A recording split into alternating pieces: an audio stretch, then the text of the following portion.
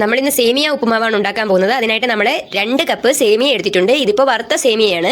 നിങ്ങൾക്ക് വറുക്കാത്ത സേമിയയാണ് കിട്ടുന്നതെങ്കിൽ ചട്ടിയിലിട്ട് എണ്ണയൊന്നും യൂസ് ചെയ്യാതെ ജസ്റ്റ് ഒന്ന് വറുത്തെടുത്താൽ മതി. ഇനി നമുക്ക് ചട്ടി അടുപ്പത്ത് വെച്ചിട്ട് അത് ചട്ടി ചൂടാകുമ്പോഴേക്ക് അതിലേക്ക് കുറച്ച് എണ്ണ ഒഴിച്ചു കൊടുക്കാം. നമ്മളിപ്പോൾ വെളിച്ചെണ്ണയാണ് ചേർക്കുന്നത്. നിങ്ങൾക്ക് ഏത് എണ്ണ വേണമെങ്കിലും യൂസ് ചെയ്യാവുന്നതാണ്. എണ്ണ ചൂടാകുമ്പോഴേക്കും അതിലേക്ക് നമുക്ക് കുറച്ച് കടുക് ഇട്ട് കൊടുക്കാം. കടുക് പൊട്ടുമ്പോഴേക്കും 1 ടേബിൾ സ്പൂൺ ഉഴുന്ന് പരിപ്പ് കൂടി ചേർത്ത് കൊടുക്കണം. എന്നിട്ട് അതൊന്ന് വഴറ്റിയെടുക്കുക.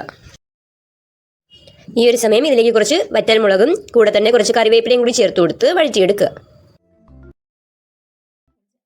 ഈ ഒരു സമയം ഇതിലേക്ക് കുറച്ച് കപ്പലണ്ടിയും കുറച്ച് അണ്ടിപ്പരിപ്പും കൂടി ചേർത്ത് കൊടുക്കാം. ഇത് നിങ്ങളുടെ ആവശ്യത്തിനനുസരിച്ചിട്ട് ഇട്ടാൽ മതി. നിങ്ങൾക്ക് കൂടുതലുണ്ടെങ്കിൽ കൂടുതൽ ഇടാം. ഇനി കയ്യിലില്ലെങ്കിൽ ഈ ഒരു സ്റ്റെപ്പ് നിങ്ങൾക്ക് ഒഴിവാക്കാവുന്നതാണ്. അത് രണ്ടും കൂടി ചേർത്തിട്ട് നല്ലപോലെ വഴറ്റിയെടുക്കുക. ഇതിലേക്ക് ഈ ഒരു സമയം ഒരു സവാള അരിഞ്ഞതും കൂടി ചേർത്ത് കൊടുക്കാം. ചെറുതായിട്ട് അരിഞ്ഞു വെച്ചിരിക്കുന്നതാണ്. അതുകൂടി ചേർത്ത് കൊടുത്തിട്ട് ചെറുതായിട്ടൊന്ന് വഴറ്റിയെടുക്കുക. ഒരു ചെറിയ കഷ്ണം ഇഞ്ചി ചെറുതായിട്ട് അരിഞ്ഞു വെച്ചിരിക്കുന്നത് അതും കൂടി നമുക്കിതിലേക്ക് ചേർത്ത് കൊടുക്കാം. ഒരു ക്യാരറ്റ് ചെറുതായിട്ട് അരിഞ്ഞതും കൂടി ചേർത്ത് കൊടുക്കാം. ഒരു 5 ബീൻസ് ചെറുതായിട്ട് അരിഞ്ഞതും കൂടി ചേർത്ത് കൊടുക്കാം. 4 പച്ചമുളക് ചെറുതായിട്ട് അരിഞ്ഞതും കൂടി ചേർത്ത് കൊടുക്കാം. പച്ചക്കറിയെല്ലാം നിങ്ങളുടെ കയ്യിലുള്ളതിനനുസരിച്ചിട്ട് ചേർത്താൽ മതി. ഇനി കൂടുതൽ നിങ്ങൾക്ക് ചേർക്കണമെങ്കിൽ അതിനനുസരിച്ചിട്ട് ചേർത്ത് കൊടുക്കുക. പച്ചക്കറിയുടെ അളവ് ഇത്രയും വേണ്ടെങ്കിൽ കുറച്ച് കൊടുത്താൽ മതി. പിന്നെ ഇങ്ങനെ കൂടുതൽ പച്ചക്കറി ഒക്കെ ഇട്ട് കഴിഞ്ഞാൽ പച്ചക്കറി ഇഷ്ടമില്ലാത്ത കുഞ്ഞുങ്ങളൊക്കെ ഉണ്ടെങ്കിൽ അവരെല്ലാവരും കഴിച്ചോളും. അപ്പം ഇങ്ങനെ നമുക്ക് അവർക്ക് ഭക്ഷണത്തിൽ പച്ചക്കറി ഉൾപ്പെടുത്താൻ പറ്റും. ഇനി ഈ പച്ചക്കറികളെല്ലാം കൂടി നല്ലപോലെ വഴറ്റിയെടുക്കുക. നമ്മുടെ പച്ചക്കറിയെല്ലാം പകുതി വേവായിട്ടുണ്ട്. ഈ ഒരു സമയം നമുക്കിതിലേക്ക് വെള്ളം ചേർത്ത് കൊടുക്കാം.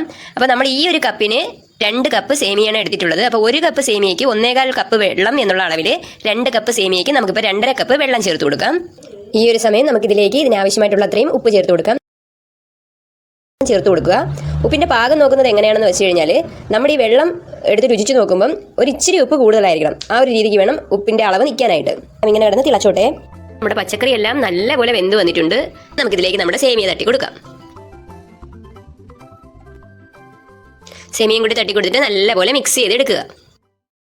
ഇനി ഇത് നമുക്ക് അടച്ചു കൊടുക്കാം. കുറച്ച് സമയം ഇതിങ്ങനെ ഇരുന്ന് വെന്തോട്ടെ. നമ്മുടെ വെള്ളമെല്ലാം വറ്റി വരണം. ഈ ഒരു സമയം നമുക്ക് അടപ്പ് തുറന്നു നോക്കാം. നമ്മുടെ വെള്ളമെല്ലാം നല്ലപോലെ വറ്റി വന്നിട്ടുണ്ട്. നമുക്ക് ഈ ഒരു സമയം കുറച്ച് തേങ്ങ ചേർത്ത് കൊടുക്കാം ഇതിലേക്ക്. നിങ്ങൾക്ക് തേങ്ങ വേണ്ട എങ്കിൽ ഈ ഒരു സ്റ്റെപ്പ് ഒഴിവാക്കാം. പിന്നെ കുഞ്ഞുങ്ങൾക്കൊക്കെ കൊടുക്കുമ്പോൾ തേങ്ങയോടെ കൊടുക്കുകയാണെങ്കിൽ കുറച്ചുകൂടി ടേസ്റ്റി ആയിരിക്കും. അപ്പോൾ നമ്മളിപ്പോൾ ഒരു 1/4 കപ്പ് തേങ്ങ ചിരകിയതാണ് ചേർത്ത് കൊടുത്തത്. അതും കൂടി ചേർത്തിട്ട് നമ്മൾ നല്ലപോലെ മിക്സ് ചെയ്ത് കൊടുക്കുകയാണ്. നമ്മുടെ ഉപ്പുമാവ് കറക്റ്റ് പരുവായിട്ടുണ്ട്. ഒട്ടും കുഴഞ്ഞു പോയിട്ടില്ല. കറക്റ്റായിട്ട് കിട്ടിയിട്ടുണ്ട്. അപ്പോൾ ഇത്രയേ ഉള്ളൂ. ഈ ഒരു സമയം നമുക്ക് തീ ഓഫ് ചെയ്ത് കൊടുക്കാം.